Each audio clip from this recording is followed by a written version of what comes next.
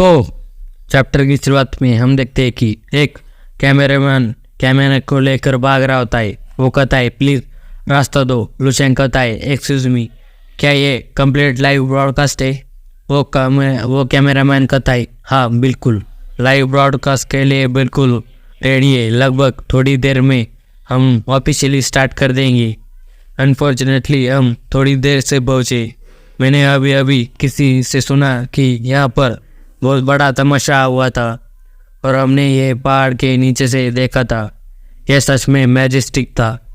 Unfortunately मैं बस उसके कुछ ही फ़ोटो ले पाया, लेकिन ये देखते हुए कि ये कॉन्फ्रेंस 2 से 3 दिन चलने वाला है, मुझे और भी फ़ोटो लेने का मौका चांस ज़रूर मिलेगा। फिर कोई कहता है एवरीवन, सभी लोग शांत हो जाओ। लुशेंग और कैमरामैन उस ओर देखने लगते हैं।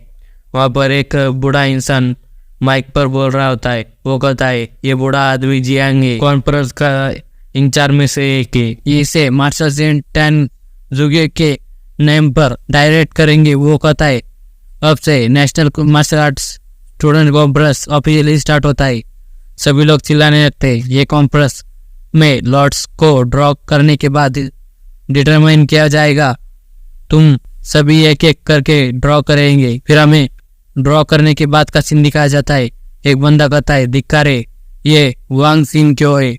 ये हमारे स्कूल का फॉर्मर डिसाइपल है जो सीनियर लीडर बोर्ड पर सेकंड आया था।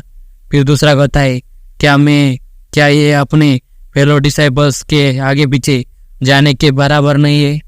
फिर वो कहता है अब जबकि वो लोग हेलोंग मार्शल स्कूल से है तो वो उसके क्लासमेट्स है, हमारे लिए वो सब स्ट्रेंजर्स है। फिर लुशेंग कहता है 0135 वो कौन होगा? फिर पीछे से एक लड़का का आता है।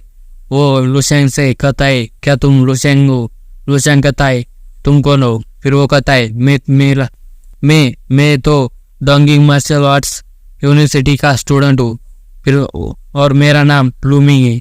हम यहाँ तक कि हमारे सरनेम सेम है, लू। मेरा मीनिंग है पाथ, रास्ता। लुशेंग को ये सुनकर कुछ भी समझ नहीं आता है। मैंने तुम्हारा नाम बहुत सुना है ब्रदर लुशेंग।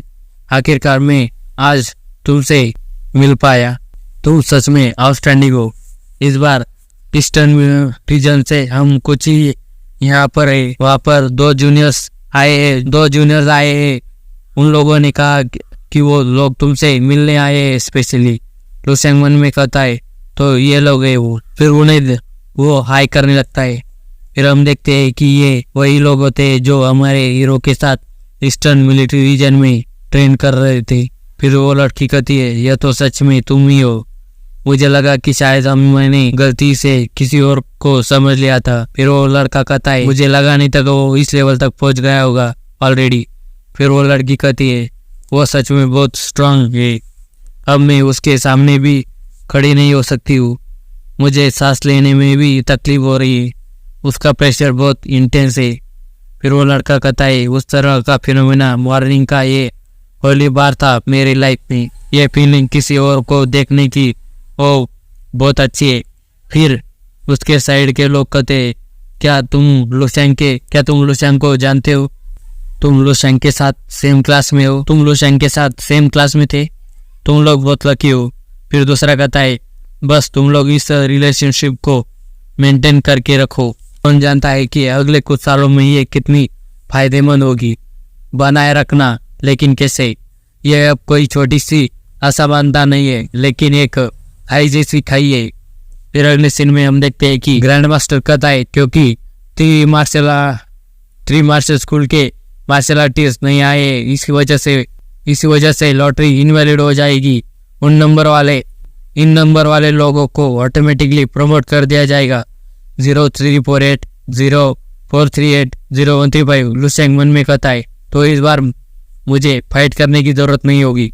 अच्छा हुआ कि मुझे रिंग में जाना नहीं पड़ा। इस बार मैं दूसरे पार्टिसिपेंट की एवरेज लेवल क्या है वो देख सकता हूँ। फिर हम देखते हैं कि वहाँ पर फाइट स्टार्ट हो गई होती है। वहाँ पर बस फोटोग्राफर और रेफरी ही अंदर बारीकी से देख सकते हैं। रूल्स काफी सिंपल है। अगर कोई 20 मीटर या अरीना के एरिया से बाहर जाता है तो जाता है और सरेंडर करता है तो वो हार जाएगा।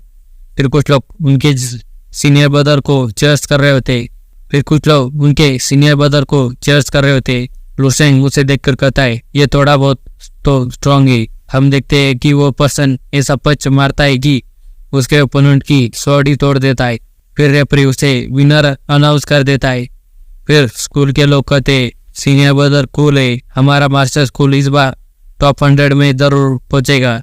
फिर हम देखते हैं कि जो बंदा आ रहा होता है वो बहुत गुस्सा कर रहा होता है। फिर रेफरी उसके पास आकर कहता है ये ठीक है, वो स्टूडेंट अपने यूनिवर्सिटी के टाइम पर बहुत बड़ा जायंट सा, ग्रेजुएट करने के बाद मास्टर स्कूल जाना, खुद को इम्प्रूव करना, नेचुरल बहुत टैलेंट और हार्डवर्क, इन दोनों को कंपेयर नहीं किया जा सकता है। अगर हम सेम एज के होते तो वो मेरे मैच का नहीं होता। फिर रेफरी कहता है वो तो नेचुरल सी बात है, चलो अब वापस जाओ। फिर लुशेंग मन में कहता है यूनिवर्सिटी के बहुत से लोग उनकी एज और कल्टिवेशन के टाइम का बहाना बना रहे हैं हारने के बाद। ये कहते हुए कि वो अगर सेम एज के होते तो वो उससे ज़्यादा स्ट्रांग होते। लेकिन क्वेश्चन ये है कि जब बात लाइफ एंड डेथ बैटल की हो तो क्या आपका ओपोनेंट इसकी परवाह करेगा? क्या किसी कारण से वो तुम पर दया करेगा? अगर तुम हारते हो तो तुम हारते हो। एक स्ट्रांग पर्सन कभी भी बहाने नहीं बनाता है। स्ट्रांग पर्सन उनके डिक्शनरी में फेलियर ये वर्ड ही नहीं होता है। फिर हम देखते हैं एक पर्सन उसके ओपोनेंट पर शॉर्ट से अटैक करता है, वो उसे बड़ी मुश्किल से डॉच कर उसे डिपेंड करता है। लुशेंग कहता है जब martial art disciple martial art student से फाइट करता है तो उसके पास एज का एडवांटेज होता है। लेकिन मार्शल आर्ट स्टूडेंट अच्छे होते हैं अलग अलग कंडीशन में, जैसे martial art training environment. Martial school के पास बहुत सारे रिसोर्सेस होते हैं, लेकिन मार्शल आर्ट डिसाइपल उन्हें रिसोर्सेस के लिए पे करना पड़ता है। क्या इसी वजह से टूर्नामेंट की एज लिमिट 30 तक बढ़ाई गई है? फिर ग्रैंड मास्टर कहता है राउंड 1 खत्म होता है।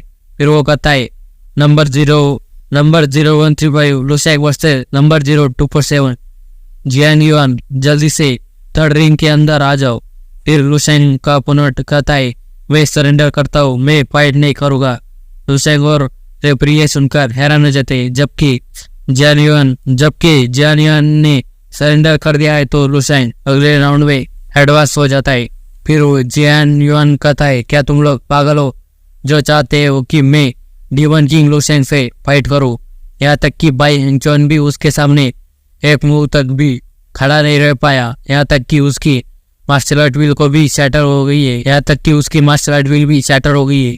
मैं मरना नहीं चाहता। लुशेंग को यह सुनकर बहुत गुस्सा आ रहा होता है। वो कहता है मैं फाइट नहीं कर सकता। फिर वो वहाँ से जाने लगता है। फिर लियान जी भाई कहता है तो ये लड़का है वो जिसने ये मिशन लिया है।